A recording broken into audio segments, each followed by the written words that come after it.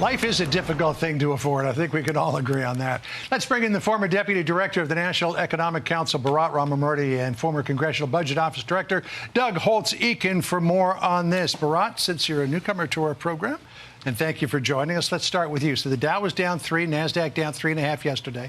They're back up about halfway from the lows of yesterday. But consumer spending was slowing. Disposable income is falling. That was driving the downturn as well. A lot of people are saying that the chickens that people have been experiencing due to high inflation, out of control prices, high energy prices are finally coming home to roost. What do you say? Yeah, I disagree. Look, I think that it's important to take a step back and look at where we are on the economy as a whole.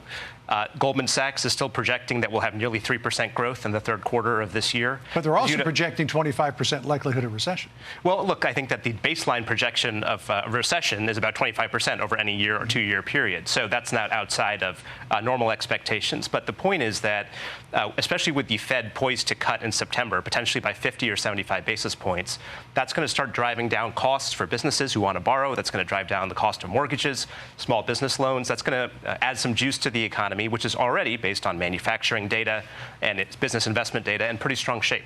So we were talking during Jeff Flock's fine piece, and they agreed that there's not a recession on the horizon, which is interesting.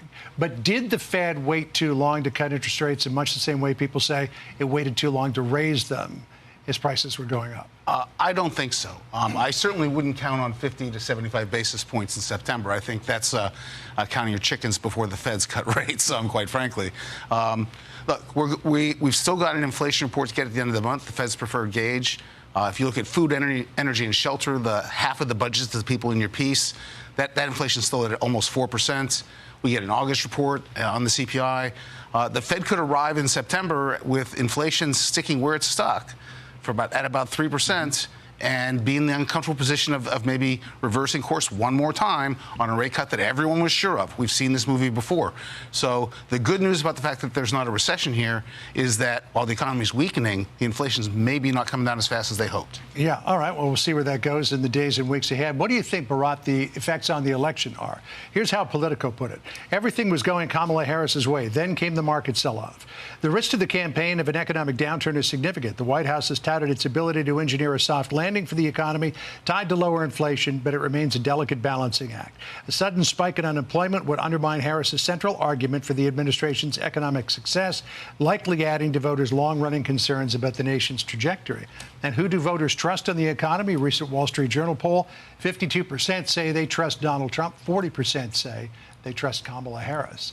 So, she had a lot of momentum coming out of the announcement. Maybe we'll get some out of this announcement today. But when it comes to the bread and butter issues that people really care about, she's lagging. Yeah, well, in many ways, the campaign is just beginning and people are starting to tune in. And I think as they start to tune in, they'll start to realize that they have a choice of two pathways in November. One pathway, which is the Trump pathway, is a $4.6 trillion tax cut, mostly for the wealthy, average $70,000 annual tax cut for a millionaire. And an agenda that economists across the political spectrum, according to the Wall Street Journal, think is highly inflationary. And so I don't think that people are going to like the idea at a point when rates are going to start coming down, we're finally over inflation, potentially reigniting inflation by going with a Trump agenda that also, by the way, calls for a 10% across-the-board tariff, which is functioning like a national sales tax. So it would go the wrong way on prices, and I think that that's the case that Vice President Harris and now Governor Walz are going to make. Remind me, Doug, what inflation was when Donald Trump left office? 1.4% year over year. And I think that a lot of people might look at that and say, that was pretty good. Yeah. I think Vice President Harris has a really tough battle. Candidate Biden had lost the debate on the economy. People make up their minds about 6 months out. His record was very, very unpopular. She inherits that.